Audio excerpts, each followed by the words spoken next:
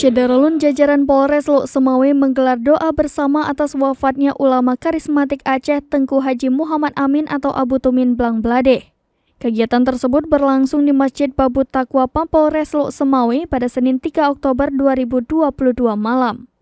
Kapolres Lok Sumawe AKBP Hengki Ismanto SIK melalui Kasih Humas Salman Al-Farisi SHMM mengatakan, kegiatan tersebut diawali dengan salat Isya secara berjamaah dan kemudian dilanjutkan doa bersama.